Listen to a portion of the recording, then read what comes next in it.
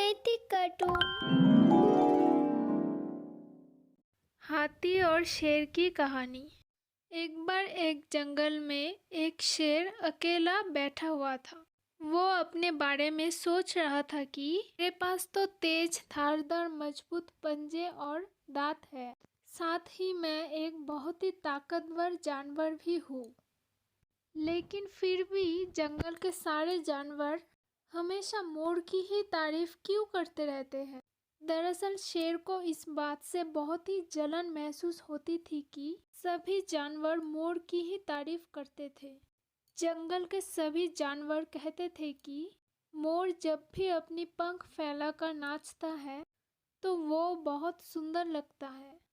यही सब सोचकर शेर बहुत दुखी हो रहा था। वो सोच रहा था कि इतना ताकतवर होने और जंगल का राजा होने पर भी कोई उसकी तारीफ नहीं करता था।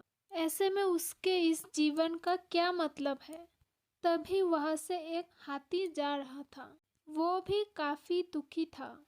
जब शेर ने उस दुखी हाथी को देखा तब उससे पूछा, तुम्हारा शरीर इतना बड़ा है और तुम ताकतवर भी हो, फिर भी इतने दुखी क्यों हो?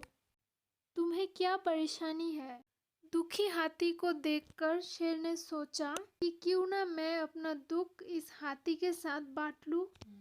उसने आगे कहते हुए हाथी से पूछा कि क्या इस जंगल में ऐसा कोई जानवर है जिससे तुम्हें जलन होती हो और वो तुम्हें हानि पहुंचाता हो?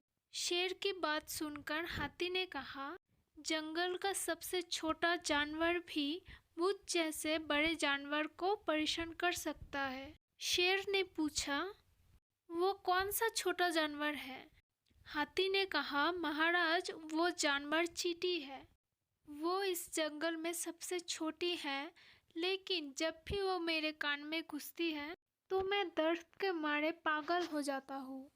हाथी की बात सुनकर शेर को समझ में आ गया कि मोर तो मुझे चींटी की तरह परेशान भी नहीं करता है, फिर भी मुझे उससे जलन होता है।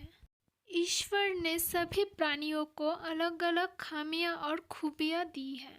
इसी वजह से सारे प्राणी एक जैसे ही ताकतवर और कमजोर नहीं हो सकते हैं। इस तरह शेर को यह समझ में आ गया कि उस जैसे ताकतवर जानवर में भी खूबियों के साथ कमियां हो सकती है। इससे शेर के मन में उसका खोया हुआ आत्मविश्वास फिर से बढ़ गया और उसने मोर से जलन करना बंद कर दिया।